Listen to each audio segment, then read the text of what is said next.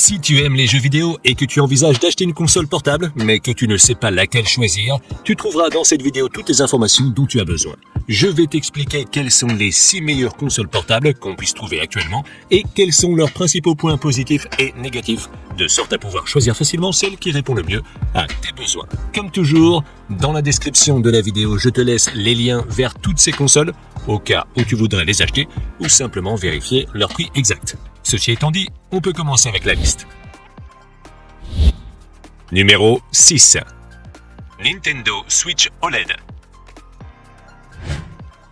La première console dont on va parler n'est autre que la Nintendo Switch OLED, qu'on connaît tous désormais car elle est l'une des consoles les plus populaires depuis des années. Au moment de réaliser cette vidéo, on peut la trouver pour environ 310 €.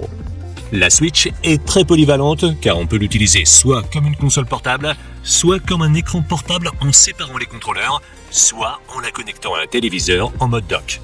Ces trois modes d'utilisation permettent de multiplier les possibilités de jeu, aussi bien en individuel qu'en multijoueur. De plus, la version OLED apporte quelques améliorations par rapport à la Switch originale, comme un écran plus grand et de meilleure qualité, un port Ethernet dans la station d'accueil pour l'Internet filaire et un meilleur support pour que la console puisse être placée à n'importe quel angle sur une table. Son écran tactile OLED mesure 7 pouces avec une résolution HD, tandis qu'à l'intérieur de la console se trouve un processeur Nvidia Tegra spécialement conçu pour la Switch, ainsi que 4 Go de RAM et 64 Go de stockage qui peuvent être mis à niveau avec une carte microSD. En termes de performance, il est clair que la Switch n'est pas la meilleure console car son matériel a déjà quelques années et est loin derrière les consoles actuelles en termes de graphisme et de fluidité. Malgré tout, elle fonctionne assez bien et nous permet de jouer sans problème aux jeux Nintendo. Son gros point positif est le grand nombre de jeux accessibles seulement sur la Switch, qui est la principale raison pour laquelle les gens l'achètent. Les extras comprennent des haut-parleurs stéréo, une prise casque de 3,5 mm et un port USB de type C. Cependant, la station d'accueil dispose d'un port HDMI, d'un port Ethernet, de 2 ports USB type A et d'un port USB type C. Sa batterie a une capacité de 4310 mAh, ce qui lui confère une autonomie moyenne comprise entre 5 et 7 heures selon le jeu. Elle se recharge complètement en 3 heures environ. En conclusion, la Nintendo Switch n'est pas la meilleure console en termes de graphisme ou de performance, mais elle se distingue par sa polyvalence et son excellent catalogue de jeux. C'est aussi l'une des options les moins chères qui soient disponibles aujourd'hui. Numéro 5. Ein Odin 2. Le prochain appareil sur la liste est l'un des derniers et des plus grands émulateurs de consoles sur le marché qui peut être trouvé pour environ 620 € au moment de la réalisation de cette vidéo. La meilleure façon de décrire l'Odin 2 est de dire qu'il s'agit d'une tablette Android avec des contrôleurs intégrés, ce qui te permet de jouer à des jeux mobiles, d'accéder à des émulateurs ou de jouer dans le cloud. Cette console a une taille et une forme similaires à la Switch et est donc trop grande pour être transportée dans une poche et est plutôt destinée à être transportée dans un sac à dos. Elle dispose d'un écran tactile IPS de 6 pouces avec une résolution Full HD et un taux de rafraîchissement de 60 Hz. Cet écran n'est pas le meilleur qu'on puisse trouver, mais il est plutôt bon compte tenu du prix de la console. L'Odin 2 est équipé d'un processeur Snapdragon 8 de deuxième génération et d'une carte graphique Adreno 740. Elle est disponible avec 8, 12 ou 16 Go de RAM et 128, 256 ou 512 Go de stockage qui peuvent être augmentés à l'aide d'une carte microSD. Le processeur de cette console est le même que celui des smartphones et tablettes Android haut de gamme et permet de jouer à des jeux Android ainsi que d'émuler un grand nombre de jeux de console, voire d'émuler des jeux de PlayStation 2, Wii ou GameCube avec de bonnes performances. Il est également possible de la connecter à un écran et de jouer avec une autre manette, bien que pour cela il faille faire quelques ajustements et que ce ne soit pas la meilleure expérience. En termes d'extra, l'Odin 2 dispose de haut-parleurs stéréo, d'une prise casque, du Bluetooth 5.3, du Wi-Fi 7 et d'un port USB type C et d'un port micro HDMI. Ein fabrique également un certain nombre d'accessoires qui peuvent être achetés séparément, y compris un dock pour se connecter à un moniteur. Sa batterie a une énorme capacité de 8000 mAh, ce qui lui permet d'atteindre une excellente autonomie de 4 à 20 heures en fonction des exigences du jeu auquel on joue. Elle dispose également d'une charge rapide de 65 watts, ce qui lui permet de se recharger complètement en environ 2 heures. En conclusion, l'Odin 2 est une console qui se distingue par sa polyvalence, son excellente autonomie et ses bonnes performances, avec un matériel de pointe qui lui permet d'émuler un grand nombre de jeux tout en conservant une taille portable. Honnêtement, pour l'instant, elle n'est pas très facile à trouver, mais si tu arrives à l'obtenir à un bon prix, elle me semble être une excellente option. Numéro 4. Logitech G Cloud.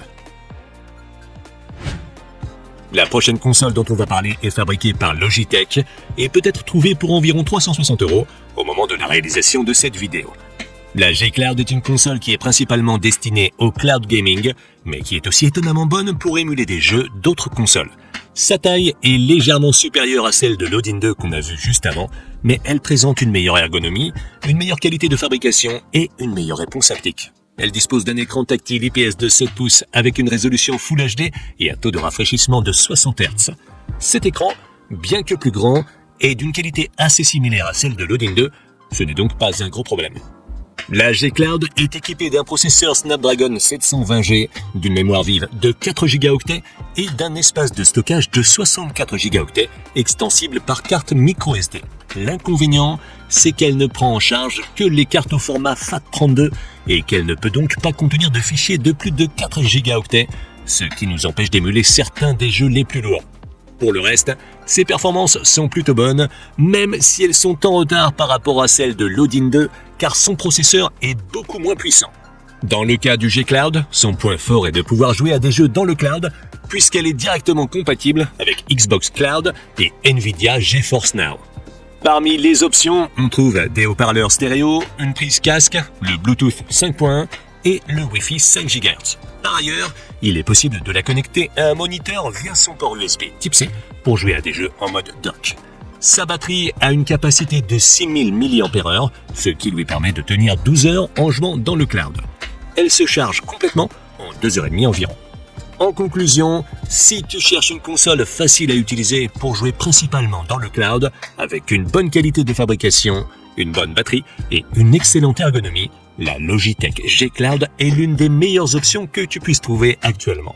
Il est vrai que l'Odin 2 est bien meilleur en termes de performance, mais la G Cloud est bien plus facile à obtenir et elle présente également d'autres avantages, c'est pourquoi je la recommande, surtout si jamais tu peux la trouver à prix réduit. Numéro 3. La Steam Deck OLED. La troisième console de la liste est une console qui, selon moi, n'a pas besoin d'être présentée, car il s'agit probablement de la console portable la plus populaire à l'heure actuelle. Au moment de la réalisation de cette vidéo, la version la moins chère de la Steam Deck coûte 370 €, mais dans cette vidéo, on va parler de la dernière version avec écran OLED qui coûte environ 570 €. La Steam Deck OLED est la console la plus grande et la plus lourde qu'on a vue jusqu'à présent, mais son ergonomie et ses commandes sont excellentes. Elle dispose d'un écran tactile OLED de 7,4 pouces avec une résolution HD, un taux de rafraîchissement de 90 Hz et le HDR. Comparé aux écrans IPS qu'on a vus avant, cet écran offre des couleurs beaucoup plus vives avec des noirs purs et son taux de rafraîchissement plus élevé le rend plus fluide pour le jeu bien que sa résolution ne soit pas la meilleure. La console est équipée d'un processeur AMD Zen 2 de 16 Go de mémoire vive et d'une capacité de stockage de 512 Go ou 1 Teraoctet qui peut être augmenté à l'aide d'une carte microSD. La Steam Deck est très puissante et polyvalente, nous permettant à la fois d'émuler et de jouer dans le cloud, ou même de jouer à des jeux AAA directement sur la console. De plus, la version 1 Teraoctet dispose d'un écran anti-reflet, ce qui peut être intéressant si tu as tendance à jouer en extérieur, bien que ça rende les couleurs un peu plus ternes.